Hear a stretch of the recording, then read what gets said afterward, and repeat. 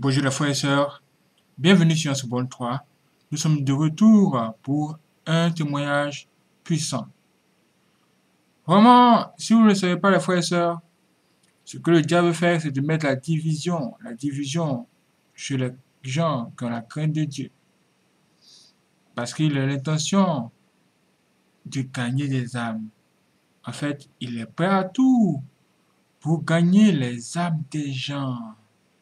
Nous allons écouter le témoignage de ce monsieur pour en savoir plus sur ce genre de choses et bien d'autres. C'est parti.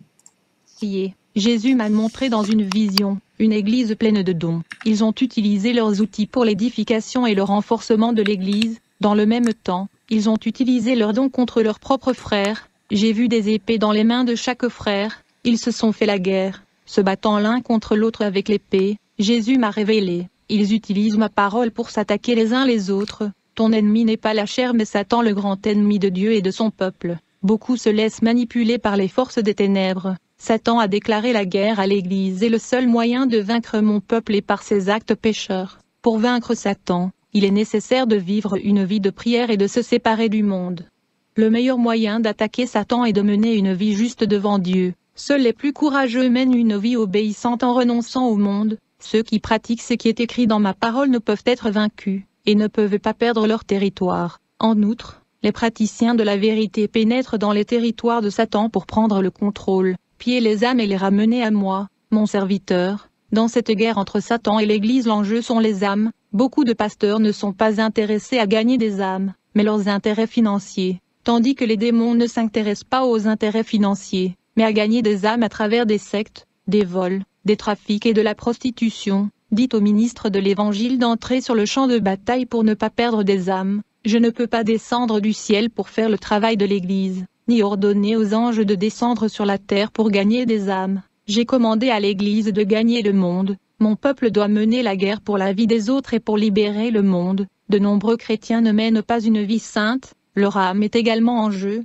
Ce ne sont pas seulement les âmes des peuples du monde, mais ces âmes de chrétiens qui ne marchent pas dans la sanctification ne sont pas non plus les miennes, et les démons les contestent. Dites aux membres de l'Église qui sont dans le péché de se battre pour leur âme, de se sanctifier et de renoncer au monde afin de ne pas perdre leurs âmes. Il ne sert à rien de gagner le monde et de perdre son âme. Dans une guerre, vous ne gagnez pas sans préparation. Je suis le capitaine et le général dans cette guerre. Vous n'êtes pas seul. Je veux vous guider et instruire concernant la direction à prendre. Grâce à mes conseils, nous envahirons le territoire de l'ennemi, et nous prendrons possession des âmes captives des mains de Satan. Chaque âme incarcérée dans le champ du diable sera libérée de cet esclavage spirituel, et les démons auront à se retirer de leur vie et ils ont à livrer toutes les âmes qui étaient dans leur domaine. Dans une autre vision, j'ai vu des gens mourir dans des bidonvilles, des prisons et ailleurs. Je n'ai vu aucun prédicateur évangélique dans ces lieux parler de Jésus. Ces chrétiens craignaient pour leur vie, ils avaient peur de parler de Jésus à des personnes dangereuses. Je ne comprends pas pourquoi les chrétiens aient peur d'aller dans de tels endroits et de sauver des gens pour qu'ils vivent au paradis. S'ils ont des péchés cachés, ils ont sûrement peur de la mort, mais s'ils ont la vie sainte, ils n'ont pas besoin d'avoir peur. La mort d'un chrétien est égale à sa gloire. Celui qui meurt pour Jésus a sa récompense. Je suis déjà allé au paradis et ceux qui sont martyrisés à cause de Christ ont beaucoup de récompenses. Notre mort ne suffit pas pour tout ce que Jésus a fait pour nous. Sa mort sur la croix a ouvert la voie au salut.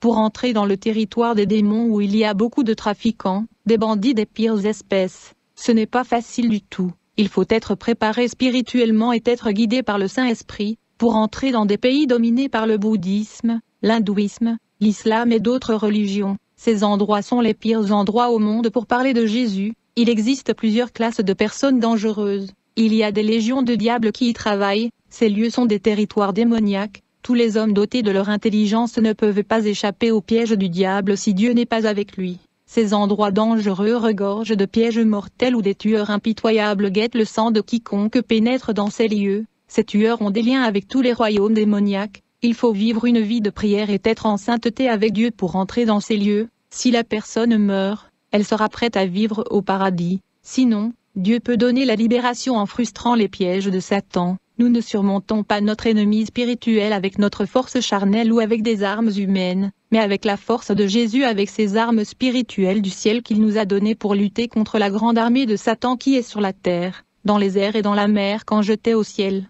Je me suis senti physiquement plus vigoureux après avoir mangé la manne du ciel, après avoir bu de cette eau céleste du fleuve d'eau vive. Mes chagrins et mes afflictions ressenties par la persécution m'ont quitté jusqu'à ce que la présence de Dieu devienne plus forte dans ma vie. J'ai commencé à ressentir plus de paix et de joie dans ma vie.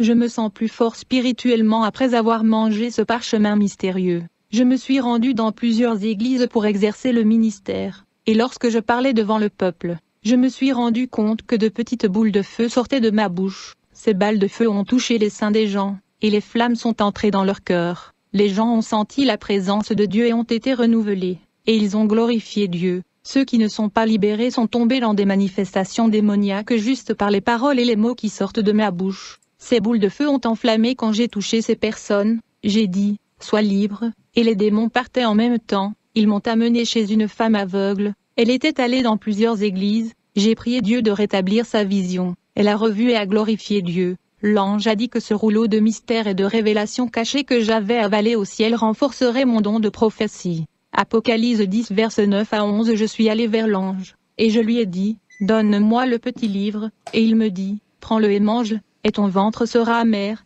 mais il sera dans ta bouche doux comme du miel. Et je pris le petit livre de la main de l'ange et le mangeai, et il était dans ma bouche doux comme du miel, et dès que je l'avais mangé, mon ventre était amer, et il me dit, tu devras encore une fois prophétiser devant beaucoup de peuples, de nations, de langues et de rois. J'ai prophétisé sur le mariage de mon frère à l'église. 3 mois plus tard, il s'est marié. J'ai prophétisé la restauration du mariage de la sœur Kimberly. Son mari avait quitté la maison. 1 mois après la prophétie, il retourna chez sa femme. J'ai prophétisé à une sœur qu'elle recevrait justice. 7 mois plus tard, elle avait gain de cause. Un jeune homme drogué devint l'un de mes ministres. J'ai vu que les démons se préparaient à prendre son âme. Le contrat noir de la mort était signé contre sa vie. J'ai vu dans la vision une main puissante déchirant le contrat de la mort et ses termes. En conséquence, ce jeune homme a eu une nouvelle opportunité. J'ai vu des gens sortir de la vallée pierreuse et aride des épreuves, et ils entrerent dans la providence de Dieu. Je suis Kanzo. Dieu fait par mon ministère des miracles partout où je vais. Je vois les actes du Saint-Esprit. Il verse le feu sur l'Église. Un jour que je priais, j'ai vu une gigantesque boule de feu au sommet du continent américain. Cette boule de feu attendait que l'ordre de Dieu. J'ai demandé au Seigneur, de quel genre de boule de feu s'agit-il? Et pourquoi est-il immobile? Jésus m'a répondu, cette boule de feu est le réveil qui n'est pas encore arrivé en Amérique latine. Les prophètes prêchent au sujet du réveil qui arrivera mais n'arrive toujours pas. Chaque jour qui passe, leurs cœurs se durcissent, et il devient de plus en plus difficile pour le réveil de venir. Beaucoup disent que l'Amérique latine dans son ensemble sera stimulée par le feu du réveil, car ils ont plus de chrétiens que n'importe quel autre continent. Par contre le nombre d'églises qui s'humilient est peu. Je ne répandrai pas mon réveil dans tout le pays, pas même tous les latino-américains, comme tout le monde le dit. Mon réveil a afflué dans la vie de ceux qui se repentent et qui sont prêts à s'humilier et vivre dans la renonciation en renonçant au monde pour moi. Je suis allé dans une église à Oslo, une vaste cathédrale avec peu de membres. J'ai commencé à prier et ma vision s'est ouverte. J'ai vu les prières de ces gens qui grimpaient au plafond, mais se sont arrêtés là. Le Saint-Esprit m'a révélé que ces prières sont mécaniques, robotiques, automatisées, sans esprit et sans âme. La prière de religieux sont décorées de paroles mais spirituellement morts. J'ai vu un autre type de prière se lever lentement. Ceux-ci sont montés dans les airs et ont disparu dans le ciel. Le Saint-Esprit m'a révélé que cette prière est dans la prière de la foi, pleine d'espoir et de confiance, mais qu'elle n'était pas encore parfaite. J'ai vu un autre type de prière surgir à grande vitesse sous forme d'une boule de feu, de la taille d'une balle de tennis. Le Saint-Esprit m'a révélé que cette prière est contrite, une prière avec des larmes qui viennent du fond de l'âme. Ce type de prière s'accompagne toujours d'une réponse, puisqu'il s'agit d'une prière sincère née de l'humiliation. Puis j'ai vu un autre type de prière d'une personne spirituelle. Cela a été fait avec des langues étranges. Cette prière était une boule de feu, de la taille d'un ballon de football et elle s'est levée rapidement dans le ciel. Il a disparu dans le ciel. Le Saint-Esprit m'a révélé que cette prière en langue est la plus forte. Pour celui qui exerce son esprit est détaché du monde. Cette prière renverse les forteresses de l'air qui l'empêchent de se lever. J'ai immédiatement eu une vision. Une brume noire a pris l'air. Cette masse sombre a grandi en extension jusqu'à prendre tout le ciel comme une tache sombre qui envahit la planète. Les ténèbres couvraient la terre.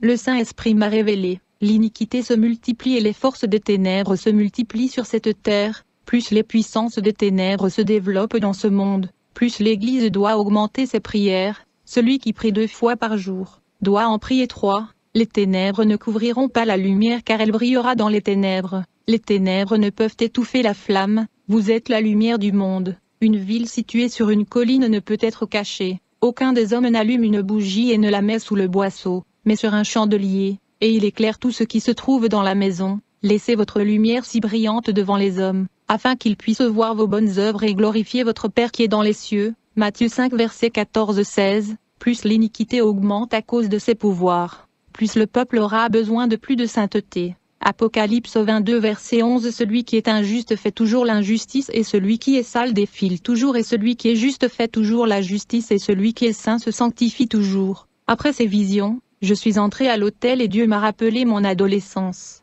J'aidais mon père à construire une maison sur la nôtre. Je me souviens d'avoir gravi le mur déjà construit, je me suis déséquilibré et je suis tombé de 6 à 7 mètres du sol. J'ai senti une main me tenir le dos. Il semblait que je tombais au ralenti comme une feuille d'arbre. Je suis tombé au sol, mais ma chute a été amortie. J'ai dit à mon père ce qui s'était passé. Il ne croyait pas parce qu'il n'avait pas vu l'incident. Il a dit que si je tombais de cette distance, je serais mort. Et si je m'étais frappé la tête au sol, je serais mort. Je n'ai pas compris ce qui s'est passé aujourd'hui. Je comprends pourquoi je ne suis pas mort à ce moment-là. C'est à cause de ce travail épineux que beaucoup se sauvent. Quand je me souviens du passé, j'ai fait une prière de remerciement pour la première fois. Le même ange qui marche avec moi dans mes voyages dans le monde spirituel m'est apparu et m'a appelé. Je me suis allongé sur le sol et j'ai fermé les yeux. Mon esprit est sorti de corps. Cet ange était devenu mon compagnon dans mes voyages dans le monde invisible. Nous sommes montés dans les airs. Il a pris ma main pour aller plus vite. L'ange m'a emmené dans les nuages où j'ai vu les puissances de l'air. J'ai vu les 9 puissances de l'air. Il ressemblait à un essaim d'abeilles. Le ciel était sombre avec tant de démons volants. Ils sont terribles et dominent des parties de la planète. J'ai vu 8 autorités du diable qui commandaient leur territoire ici sur Terre. Ils sont situés au nord, sud, et ouest, sud-est, nord-est, nord-ouest, sud-ouest. L'ange m'a montré 9 grandes principautés dans les airs. Ils ont été intronisés chacun dans un endroit spécifique de la Terre. J'ai vu le principauté de la politique qui avait son trône situé à New York. Il contrôlait tous les gouvernements du monde. Tout le pouvoir terrestre était entre ses mains. Puis l'ange m'a emmené en Suisse. J'ai vu le principauté de l'économie qui a son trône situé en Suisse, où il existe un grand pouvoir d'achat des finances. Ce principauté contrôlait toutes les devises des billets du monde. Ensuite l'ange m'a emmené de la Suisse en Inde, où se situe le trône du principauté de la religion. En effet, c'est en Inde que se situent la plupart des religions, et ce principauté de la religion contrôle toutes les sectes, les petites religions et les grandes religions comme l'hindouisme, le bouddhisme, l'islam, le shintoïsme, le spiritualisme et le satanisme. Aussitôt que nous avons quitté l'Inde, l'ange m'a emmené au Japon, où j'ai vu le principauté de la technologie et de la communication.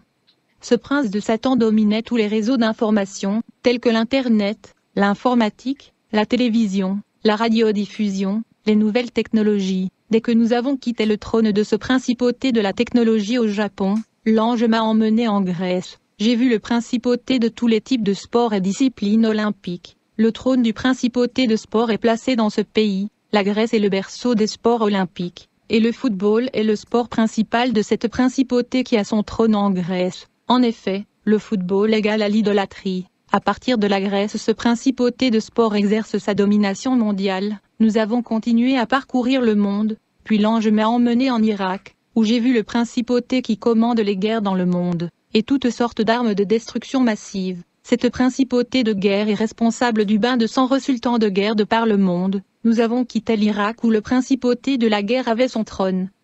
Puis l'ange m'a emmené aux États-Unis d'Amérique, dans la ville de Los Angeles, dans le quartier d'Hollywood, où j'ai vu le principauté de la culture, qui a son trône à cet endroit. En effet, Hollywood a changé les cultures, les habitudes, attitudes, vêtements et coutumes du monde, laissant les peuples immoraux, sensuels, violents et libertins. Ce quartier du film a été responsable de la corruption de la population mondiale à travers ses films, ses séries, sa mini-série et ses dessins animés. Le diable change les cultures et les traditions du monde au travers Hollywood. Puis l'ange m'a emmené en Hollande, où j'ai vu le principauté de toutes sortes de drogues et de boissons alcoolisées. Ce principauté gouvernait le monde entier depuis les Pays-Bas où son trône était établi. L'ange m'a emmené en Thaïlande, où j'ai vu le principauté de la prostitution. Il commande toutes sortes de immoralités sexuelles comme la bestialité, le lesbianisme, l'homosexualité, la sodomie, toutes les pratiques sexuelles immondes. L'ange m'a emmené chez un sataniste, propriétaire d'une industrie pornographique. J'ai vu un démon lui parler à travers un rituel d'invocation. Ce diable a dit, « Je vous ai donné cet empire pornographique. Vos films ont atteint les 4 coins du monde, ont corrompu la planète, laissant la société plus dépravée et les enfants grandiront dans l'immoralité.